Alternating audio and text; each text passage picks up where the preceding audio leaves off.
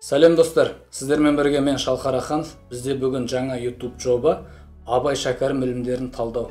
Менімен бірге жас абайтанушы Абылайхан Нұрланұлы. Жалпы Абай ілімдерін тереңірек түсіну үшін әрбір жан өзінің жаны мен тәнінен тұратынын ұғу керек. Яғни жан мен тәннің мағынасын айыра білу керек. Осы орайда біз Абай атамыздың Көк тұман алдыңдағы келер заман өлеңі. Енді бұл өлең 1897 жылы жазылған. Абай атамыздың хакімдік биікке деңгейге көтерілген кезі. Хакім деген әр нәрсенің себебін анықтап, оны Құдаймен байланыстырған. Себебін деген бұл диагнозын қою дейді ғой. Мынау мынандай, мынау мынандай деген сияқты. Сондай шақта жазылған өлең ақыл мен жан мен өзім, тән менікі. Менімен менікінің мағынасы екі. Мен өлмекке тағдыр жоқ әуел бастан, менікі өлсе өлсін оған бекі дейді. Бұл жерде жан деген сөзді Абай айтады. Ақыл мен жан, ол мен, өзім, мен. Мен деген біздің ақылымыз бен жанымыз, ол нағыз мен. Нағыз мен. Ал менікі деген ол біздің тәніміз. Тәніміз. Ақыл деген, тән деген нәпсі деген сөз. Нәпсі деген сөз. Ақыл деген, шәкәрімше айтқан кезде, рух деген таза ақыл. Ақыл деген рух деп те айтуға болады. Екеуі синоним сөздер ғой, былайша. Рух деген таза ақыл дейді. Рух деген таза ақыл. Таза ақыл дейді. Енді бұның екінші жолында ақыл мен жан мен өзім, тән менікі, менімен менікінің мағынасы екі дейді. Яғни мен және менікі. Бұл екеуі екі түрлі нәрсе. Екі түрлі нәрсе. Мен деген біздің ақылымыз бен жанымыз, ал менікі деген біздің тәніміз. Және бұл жерде айта кететін нәрсе, мен жанның құмары басқа, тәннің құмары басқа. Екі бөлек. Екі бөлек. Мынау жан, мынау тән. Мақсаты бөлек екеуі. Мақсаты бөлек екеуі екі түрлі нәрсе. Екі түрлі. Мысалы, жанның құмары көрсем, білсем, үйренсем. Тәннің құмары білімге талпыну. Тәннің құмары ішсем, жесем, ұйықтасам және жыныстық қатынас. Бұл тәннің құмары, яғни нәпсі. Нәпсі. Неге? Өйткені адамның денесі бұл топырақтан жаратылған. Сондықтан ол үнемі адамды жерге қарай басып, жалқаулыққа, жаңағыдай еріншектікке, жаңағыдай мойны жар бермейді дейді ғой қазақта. Сол сияқты отыра бер, қайтесің, қорқақтыққа, әлсіздікке, әлжуаздыққа, қайратсыздыққа қарай үйретеді. Мен өлмекке тағдыр жоқ әуел бастан дегені адамның жанының бастауы бар және аяқталуы жоқ мәңгілік екендігі. Себебі жан ол Құдайдан келе жатқан жолаушы, Құдайға қайтып бара жатқан рухтар әлемінен, әкенің беліне, ананың жатырына, кейін осы фәни әлемде және де уақыты келіп жаратушыға қайтады. Менікі тән, ол көлік сияқты. Уақытша біздің жаңағыдай не киім сияқты, киім шешіп кетеді, қонақ үй деп айтады Абай.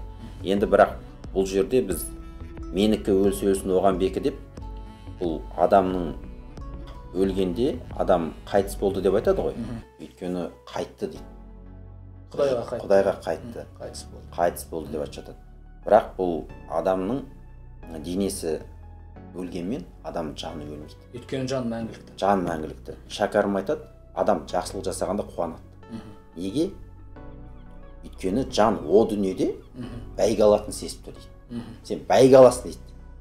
Жақсылық жасау арқылы жаныңды не істейсің? Жарқыратасың, тазалайсың, дамытасың деп тұр. Ал тән жақсылық жасатқысы келмейді.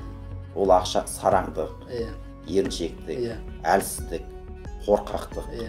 Енді жаңағы сен айтқан түсініктірек болу үшін жалпы біздің болмысты заттық әлем және рухани әлем екіге бөліп қарасақ, біздің Құдай мен жан рухани әлемге тиесілі. Ал біздің тәніміз заттық әлемге тиесілі. Біз Құдайдан келдік, жанымыз келіп, жаңа сен айтқан сияқты саяхаттап, сапарда келіп жатырмыз. Келіп ананың құрсағына түстік, одан тәніміз беріліп бізге, тәнімізге жанымыз беріліп қапталып өмірге келдік. Өмірге келдік те белгілі бір уақытша әркімге әртүрлі берілген өмірімізді түсірдік те, және тәнімізді тастап, осы заттық әлемге, жерге тастаймыз да, қайтадан Құдайға қайтамыз. Бұл туған адам қайтадан өлу, бұл ақиқат, заңдылық, өмірдің шындығы. Адам жан мен тәннен тұрады. Тәннің қалауларын айттың ғой, ол қалауларын адам қанағаттандыру керек.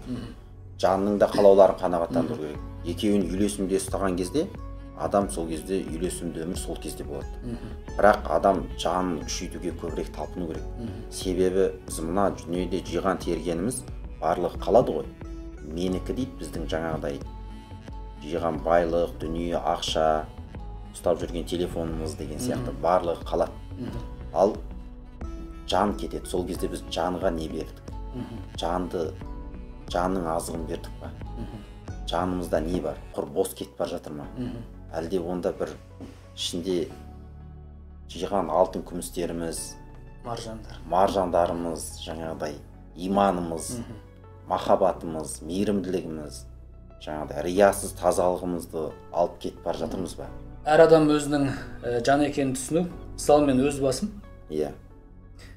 Бірнеше уақыт бойы өзім тәнге балап келдімде, Абай атамыздың ілімдерін оқып, Абай атамыздың жаңағы қалдырған өсиеттерін оқу арқылы, мұраларын оқу арқылы мен өзімнің жан екенін түсіндім.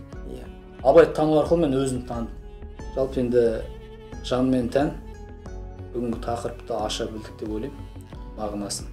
Енді бұл жерде біз кейбір жерлерін жеткізе алмай жатқанда жерлеріміз бар шығар енді, бірақ өз түсінігіміз бойынша Абай айтады ғой, жаңағы әрбір хақиқатқа жеткен кезде содан ұстап өлсең айырылма деп.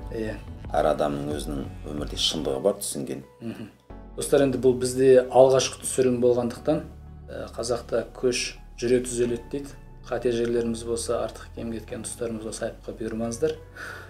Абай атамыз айтқанда, бір істі адамның адамдығы бір істі қалай аяқтағандығында емес бастағандығында дейді. Бұйырса осы қарқында ары қарай сіздермен өзіміздің білгенімізді, өзіміздің бойымызға сіңіргенімізді сіздермен бөлісіп отыратын боламыз. Рахмет.